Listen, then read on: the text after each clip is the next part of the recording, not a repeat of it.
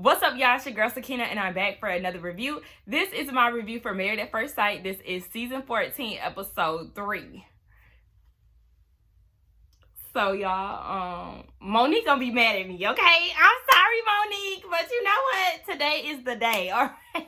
I got my bonnet on for y'all, and y'all getting Sakina after hours, after dark, after the cameras go down, okay? It is what it is, because really, I did this video about 30 minutes ago, and I had a whole Erykah Badu scarf on. I had a different shirt on, because, you know, sometimes I do like to get a little dressed up for my videos or put on a decent little shirt or whatever, but not even halfway. Towards the end of the video, I realized that I had some lettuce in my teeth because I ate a salad earlier. Oh, and while I was editing, I ended up taking it out my teeth, you know, towards the end of the video. But as I was editing, it was just distracting me so much, and I knew that it was going to distract y'all, and I didn't want y'all to be looking at that the whole time up until I removed it. So I was like, you know what? As soon as I get done filming, I usually go back to what I was wearing before. So this is what I was wearing before. This is how I looked beforehand. I mean, minus the earrings and like the jewelry or whatever. So, I was like, you know what? I'm not putting that scarf back on my head. I'm not wearing that shirt again because it was actually kind of itchy. Like, I just bought that shirt. I don't know if I'm going to be wearing that shirt too often. I might give it away. But yeah, so this is what y'all going to get because I was not putting that outfit or that look back together. So it is what it is. But let's go ahead and get into this episode, y'all. Really, it was kind of boring. But it is the weddings wrapped up, which we could appreciate because we know the real drama starts at the honeymoons and when they start moving in together. So we about to get these weddings out the way, child. Let's go ahead and start off with Noi and Steve because that's where we left off last week. Noi, we know she's all about her fairy tales, child. So when she hit the corner, she actually started laughing. And Steve was laughing too, but Noi was laughing a whole lot. Like, I don't know if it was nervousness or just out of excitement, what it was, but sis was laughing up a damn storm. So we get down to the ceremony, and the friends want Steve to know that Noi has Noisy, her alter ego. She likes to be silly, she likes to dance, she wears wigs. We know that family is very important to her and her culture, and they also said that her upbringing is very unique. When they mention her upbringing, she actually starts to tear up, and then they let him know that she is a hopeless romantic. So the friends want Steve to know, they want Noi to know that Steve comes from a big family, he's all about children, and he's very adventurous and spontaneous. So then we moved down to their vows, and I really did like Noi's vows. It was very sweet, and she even teared up at the end, which caused Steve's brother to tear up, and I said, y'all stop, because y'all gonna get me tearing up too, like, don't do this to me. It was real sweet. Steve's vows were nice too, and I did notice that he didn't make a lot of promises. That type of stuff really sticks out to me, and I could appreciate that he didn't have a lot of promises listed in his vows, because when you get on a show like this, it's already a spontaneous situation. So I just feel like you need to go with the flow. Of course, we want you to be open-minded, communicate and things like that. But don't be making a whole bunch of promises that you know that you can't keep, because then we'll start looking for those things. But remember, you said this and you didn't, now you ain't doing it. Blah, blah, blah. So it's just like all them promises, baby, keep them to yourself, child. Just show and prove, okay? So then we see that Steve gives her with a ring pop, and that actually earned him some more points with Noi because she likes the fact that he can joke with her. And then they have their alone time, and he finds her attractive, and she said that she's very calm about the whole situation now, because we know behind the scenes she was panicking like hell, but now that she's, you know, met him and things, she's a lot more at peace compared to how she was beforehand. So we see later on Noi changes to her traditional garb, and I really wanted her to get his measurements and things so he can have the entire outfit on, because she did give him the piece of cloth that was going across his tux like the men in her family. I think her mama had it on too. If I'm not mistaken, she had one on too. Okay, so I guess that's just like the thing for both the women and the men, but I wish that she would have got his sizes for the entire outfit. she later asks him what he does for a living, and that's when he goes into him being an engineer, but he got laid off in December, so he took the 4-month trip. Now, she was surprised by this, but she said she has a feeling that he can get back on his feet. I said, okay. At least she didn't take it too bad, but you could tell that she was like, all right, go ahead and get you a job. Get to applying now. I don't blame her. That's why I said he need to go ahead and apply. Somebody in my comments actually did say, hey, I'm sorry I wasn't able to respond. Sometimes, y'all, I don't like just liking y'all's comments, because I don't know, it's just something about a like that is not really personable. Like, that's just so basic to me. Some people can do that and have no problem with it. I don't like just liking y'all's comments, but sometimes I do read y'all's comments and I'm not in the place where I could respond right away.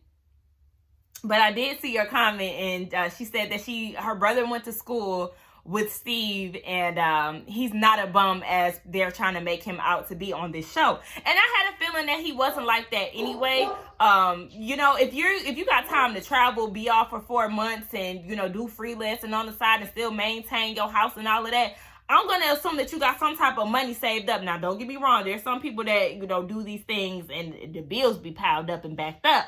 But, I just didn't get that vibe from Steve. So, only time would tell. But I didn't think that he was a bum. Y'all know how I feel about Steve. That's bad. Okay? So, anyway, we see Steve with her family. He was actually talking to her brother. And her brother was like, asking was they gonna get it in, and I was like, excuse me, sir, why are you asking this? Like, Steve was like, it's the first night, like, he's not really on that for real. But the brother was like trying to see if he was trying to get in his sister pants, and I was like, sir,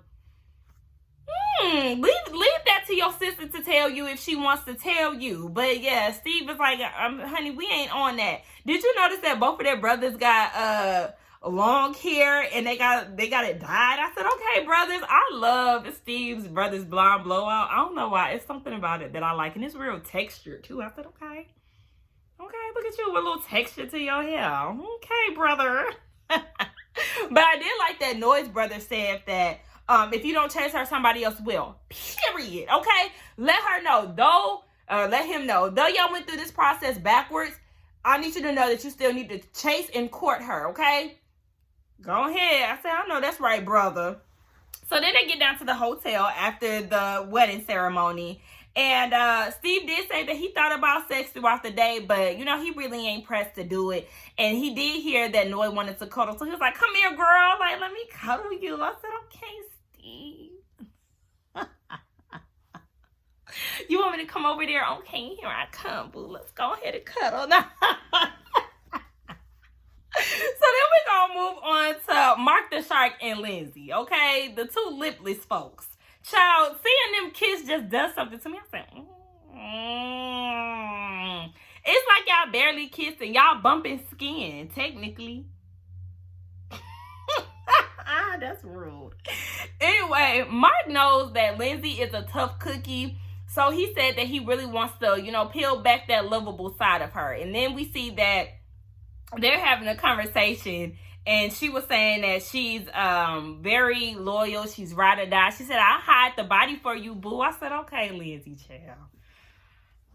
And she was still doing a lot of talking this episode that I didn't even care to write down. So Mark meets up with her family, and he wants to know what her pet peeves are. And they really didn't list any. They just said that she wants to know that you have her back. And they welcomed him into the family with open arms, because we know that Mark doesn't really have much family. His dad passed away. His mother is in a rehab facility, and his grandmother has dementia, and she's somewhere in a nursing home. So it's really just him out here being a lone shark. Sharks don't travel in packs. So yeah, I guess he is Mark the Shark. Hell. Anyway, they added him to the family, and then they get down to the hotel. And there was really nothing to give. We already know that Lindsay isn't on having sex with him. So, yeah, nothing happened there. So then we move on to Jasmina and Michael. And they start talking about what their morning routines and things look like. Michael said that he get up at 4 and he get home around 7 at night, 7:30-ish. You get up at 4 a.m. and you get off of work at 7:30, or you get home at 7:30. That's a long ass day, sir. What's going on? Like, I don't know what time he clocks in, because he didn't give us that information, but just the fact that you get your day started at 4 a.m. Child, that's a lot. And even on the weekends, he said that he deal with clients on the weekends. I automatically went to him being a personal trainer. I don't know what he does. I felt like he does personal training on the side. I don't know why. I just automatically assumed that or thought that. But Jasmina is concerned with that because of her past and dealing with men who are emotionally unavailable. And that will be a concern for me too. With him being a loner and him having this long day, and then having to come home and entertain somebody, or, you know, show up for somebody, that is probably going to be a lot with him, because we know he isn't like the best communicator according to his family and things like that. So, Michael, we're going to have to see what goes on there, because, child, I feel my sis and why she would have some concerns with the introverted man. So then we see Jasmina is talking to his sisters, who are super sweet to her. They are so sweet to her. And they even welcome her into the family by giving her a pink pen in honor of their mom. And, you know, just letting her know that she is a part of the family. And now it's Michael, Jasmina, and the sisters. And I was just here for it. It was very sweet.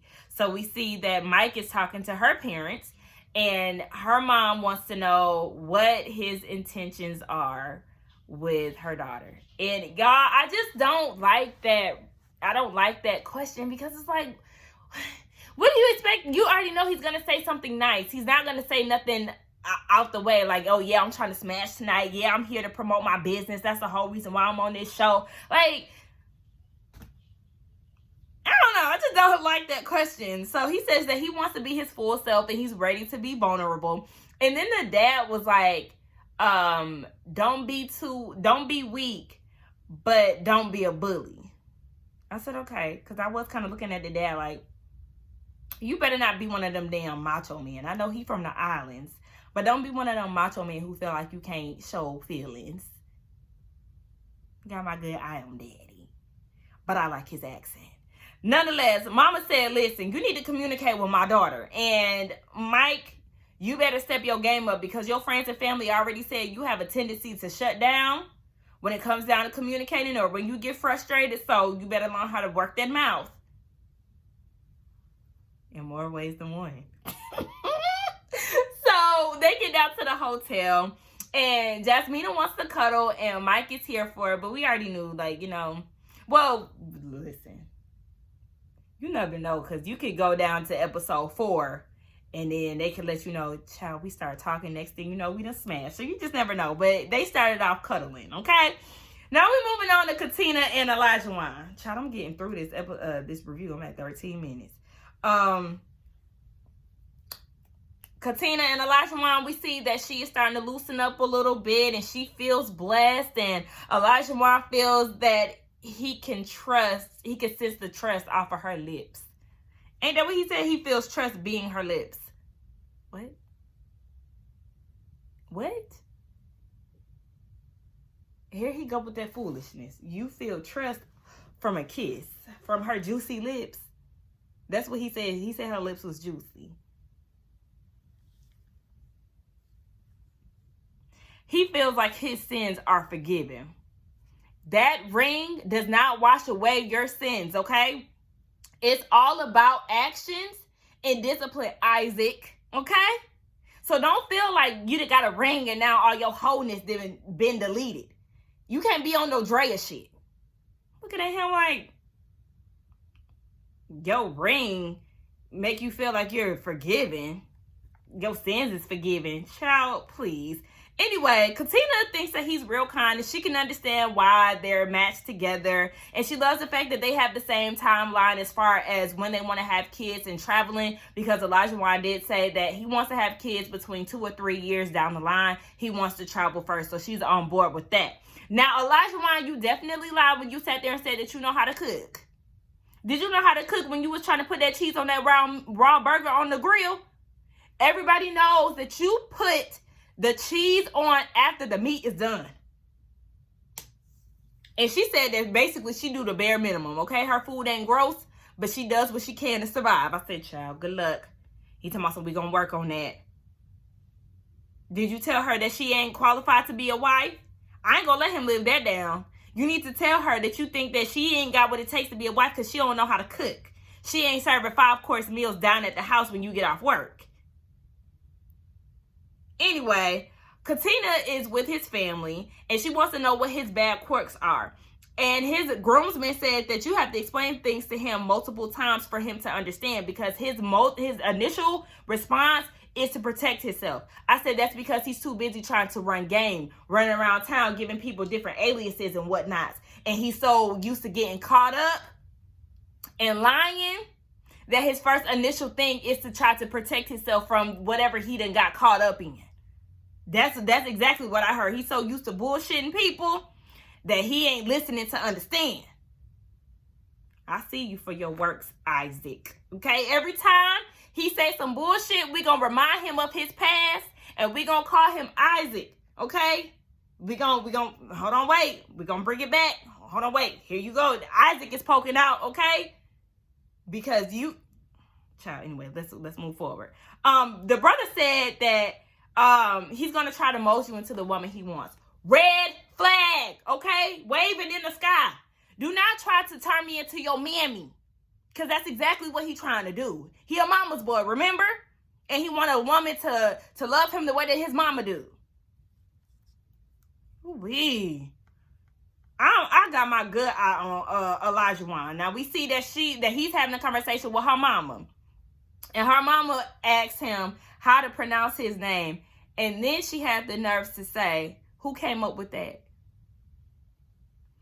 As a black woman, I did not like that she did that, because we know in our community we have a high tendency to have unique names. So when you go and say something like, "Who came up with that?" it's like, bitch, excuse me? That was rude. I ain't like that. Y'all know how I am with names. I'm real, like, do not play with me. I get real, even at my job, when people be like, "What's your name?" Don't play with me. Do not play with me. Like, I get real offended when people get to messing people's names up. Now, if you, anyway, she didn't ask, what are your intentions with my daughter? Yeah, okay. His goal is to get to know her. He wants to be patient and communicate. I'm so tired of these generic responses, and I'm tired of hearing about people being patient and communicating. Okay? Like, can we come up with something else? Then he shares that he has ADHD. Child, he taking medication for it, and I could kind of tell, because he seemed very hyper.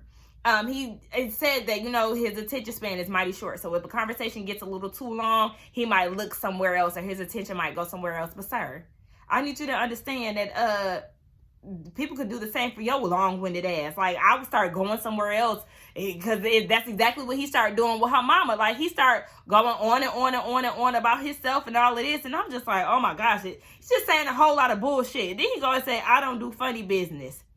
I'm straight and narrow." There you go, running game, Isaac. You are not reformed, Isaac.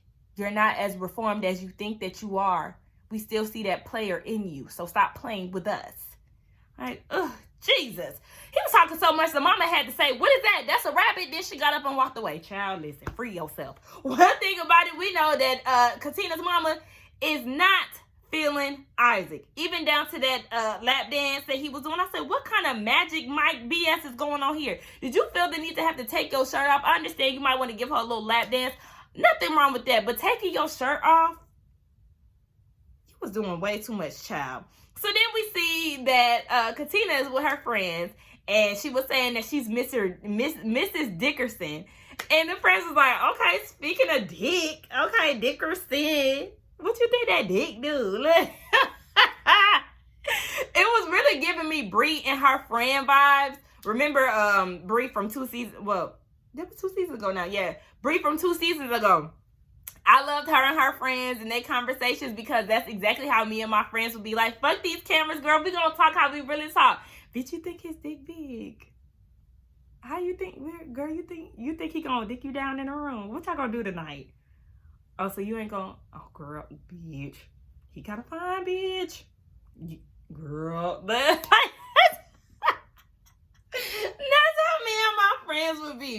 But Katina said she's trying to hold out. She's trying to give it at least to a month. Whereas Mr. Dickerson, Elijah Wan, child, he said that he down for whatever. I said, oh, it's funny how you was ready to smash her when you was meeting the castmates, the males. You sat there and told them that you would judge your wife because you didn't have your player ways and you trying to be on some serious shit now. So if she was trying to, you know, have sex with you the first night, you would judge her. Meanwhile, you've been having sex with the whole city, so much so to the point where you nervous that you might have smashed one of her friends. I don't know why I was struggling to get that out. Like, make that make sense, Isaac. The whole time you've been plotting and scheming this whole day, trying to pick her up so you can show her your strength and all of that. So you can let her know you're going to slang it down in the bedroom. Boy, please.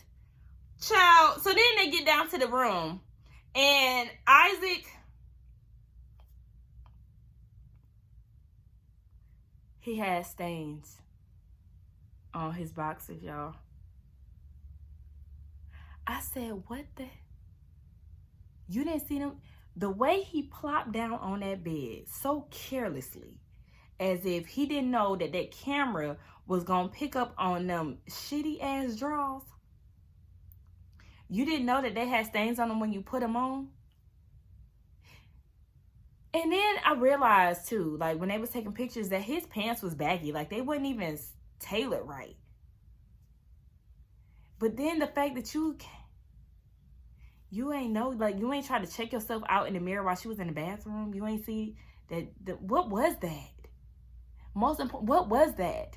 Most importantly.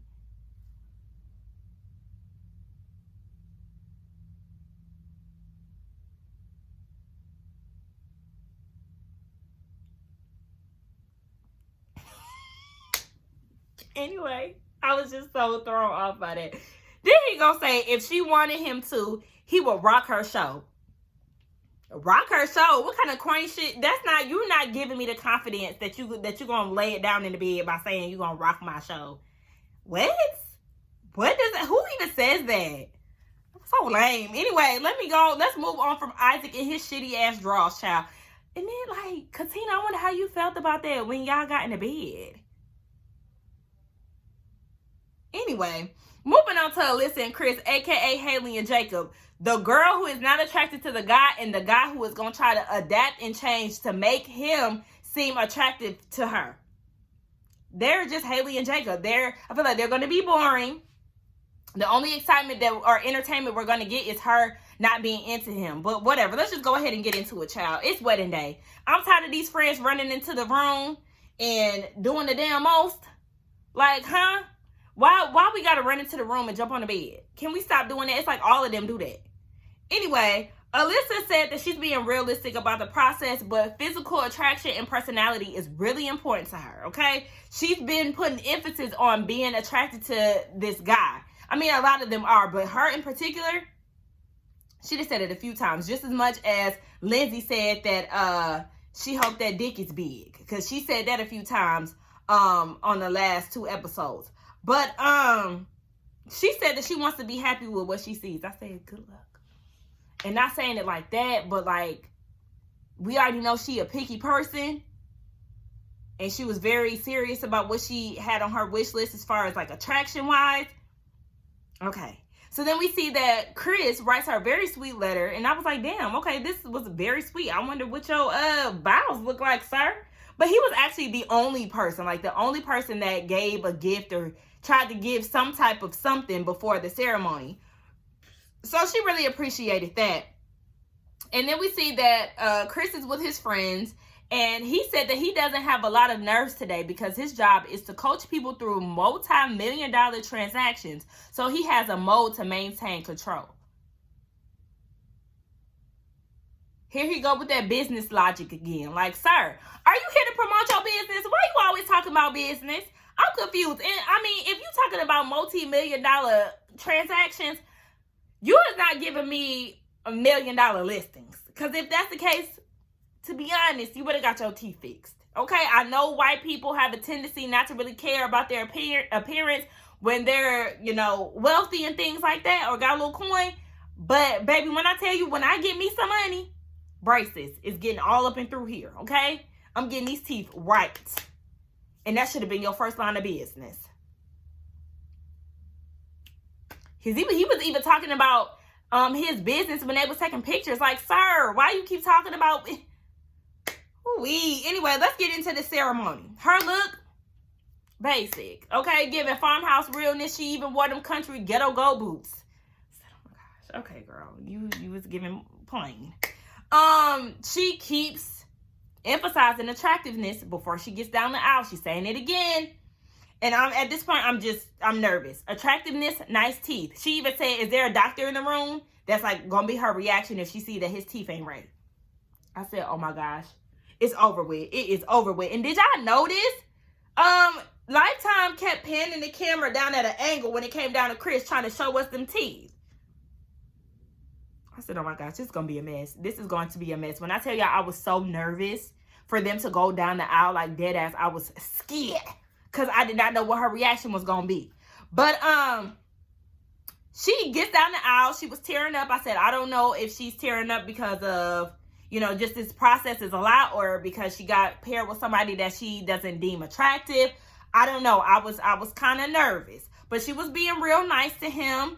And the friends want Chris to know that he's a lucky man and that Alyssa is a straight shooter. She says what's on her mind. She's honest and she's straightforward. I said... Y'all saying synonyms for honesty. Like, y'all keep saying the same things over and over again. Like, okay, it was really giving Bree. Remember Bree and Vince?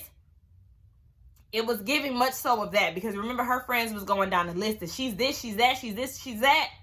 That's exactly what Alyssa was giving. And now I feel like we're going to be doing the same thing to Alyssa that we was doing for Bree. Looking for what these friends said to look out for throughout the season. Child, the friends want Alyssa to know that Chris is a workaholic and he's very driven. Child, we already know he's a workaholic because that's all he can talk about is work. He even compared his relationship and his marriage down to a business transaction. Anyway, they get into the vows. Chris's vows were really sweet. Alyssa's was all right. It was pretty generic. And then she actually shocked us. And she allowed him to kiss her. I was very surprised by that, y'all. I did not expect her to go with that, especially because she's real particular about teeth. I thought she was going to be on some, oh, no, honey. No, ma'am. Not with them teeth. But she allowed it to happen. Then they get there a long time, and he's attracted to her. And then they start having a conversation that was actually pretty decent. It was better than what Katina and Elijah was giving because, remember, he had to carry the majority of the conversation. Meanwhile, she over there looking crazy. So she said that she is not too thrilled about this whole frisbee in the woods hobby of his. Okay, she said she'll be open to him showing her, but that's not something that she's into. But remember, this is why the experts decided to pair them together because they're both passionate about their hobbies and they're straightforward in communication. The dumbest shit I've ever heard. So, when they was taking them pictures, she said that he looked like a real estate agent. Girl, because he is one. And I will admit, he definitely, that blue suit was not doing it. He should have definitely did, standard tux, black and white, because it was looking like he just got off of work and now he just here to hurry up and do this, business transaction, aka marriage. So, they get to taking pictures and Alyssa doesn't want to lay her head on his chest. I said, why not? Oh, no, this is not something that I would do. Oh, no, I wouldn't do that. I'm not really touchy. I'm not mushy. I'm not really a physical touch person. But you allow him to kiss you. But you don't want to lay. It would be different if they was asking you to lay your head on his bare skin. Girl, you just laying your head on his tux. It wasn't that big of a deal, but you was willing to swap spit with him or, whatever. To lock lips. You was willing to do that. They didn't do a makeout session, so I'm exaggerating. But you know what I'm saying? You was okay with kissing him, but you wouldn't want to put your head on his chest? Girl, that don't even make sense. So, Chris likes her honesty. He said there's no red flags. I said that's because you're attracted to her. So, right now, you don't see anything as a red flag, but she's going to hurt your feelings eventually. Like, I just have a feeling about it. Chris did say in his confessionals later on that he is affectionate, whereas Alyssa isn't. She doesn't even want to kiss when they start ringing the little thing. She's like, I don't succumb to peer pressure. Girl, That's just your way of saying that you ain't for it, okay? Because she said she needs time to process everything. You ain't going for it. You ain't into him. That's all that is. So we see that Chris is with her family, or her mama, and he was like, has she said anything good about me yet? And the real answer is no. She hasn't said anything good. But the mama was like, she did say that she likes you.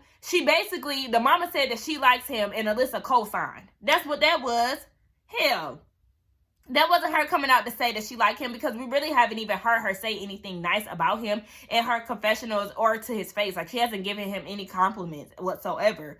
So he wants to know what it's like when she's upset, and the mom was like, just give her space, don't talk to her, leave her alone. And Alyssa is talking to his friends, and they want to know what the first impression of him was. Baby, she was struggling with the response. She could not give a straight response to save her life, and she finally managed to muster up, he gives kind vibes, and she was even struggling to say that out loud. I'm like, girl, what the hell is going on? So, the friends is giving a warning about him. He's a teacher. He likes to teach. So if he comes off condescending, don't take it that way. He's only trying to help. If he's overbearing, change the subject, or even ask a follow-up question, because he likes monologue. He likes to monologue. I said, oh my gosh, it's getting boring. It's getting boring from both of their ends. Like, I could just see them being boring as all hell. Anyway, they just do not sound fun as a group. She wasn't even fun at the club. He do frisbee in the woods. Anyway, we see Chris talk with her friends, and the friends think that Alyssa likes him. Lies. And then they go and say, oh yeah, she's probably gonna want to sleep alone tonight. She's not really a affectionate person. She's pretty slow on that. I said that was Alyssa feeding her friends what to tell him. You know how you let your friends know certain things so they can relay the message? That was what that was. I'm pretty sure Alyssa said that earlier that day, and they just wanted to let him know so he wouldn't be surprised. Child. So then it's at the end of the ceremony, right? And they at the hotel lobby, and Chris is like, he been waiting a little while. He don't know what's going on. Meanwhile, Alyssa is behind closed doors talking to production, saying that she doesn't like that condescending shit, and said that in the elevator, he said that he's Alyssa's side piece. And that made her sick, and she thinks that that's immature. Girl, just say that you don't like him, because at this point, you took what his friends said. You took the negative thing that the friends said about him and used it to your advantage, so you would not have to go to the room with him. Because at this point, she's saying that he's not her type, and physically, I don't see one characteristic that I asked for. And I just felt bad for him, because he's like, smiling, and he's patiently waiting, and he's trying to figure out what's going on.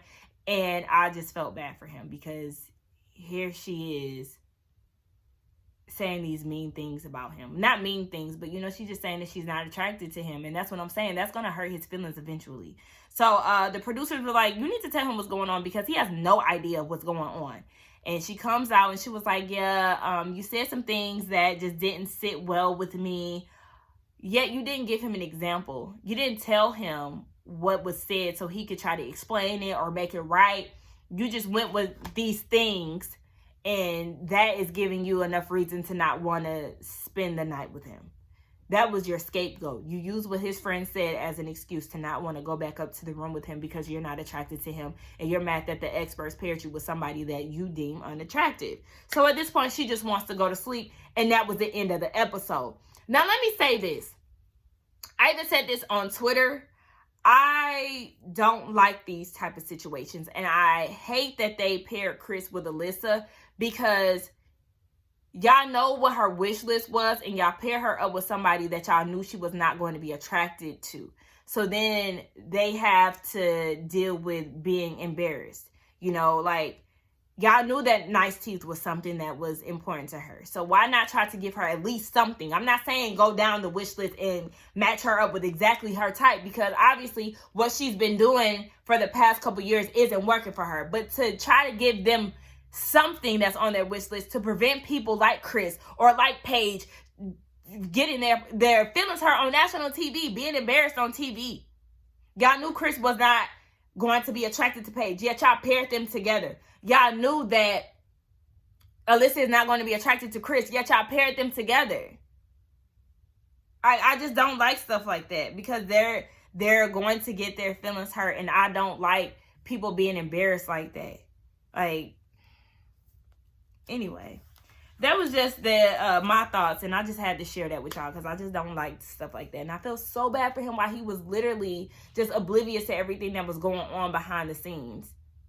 Like, poor Chris.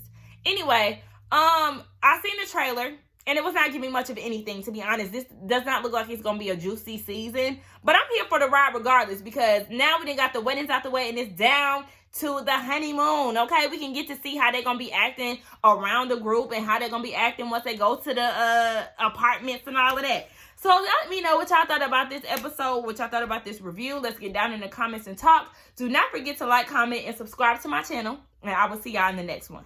Bye.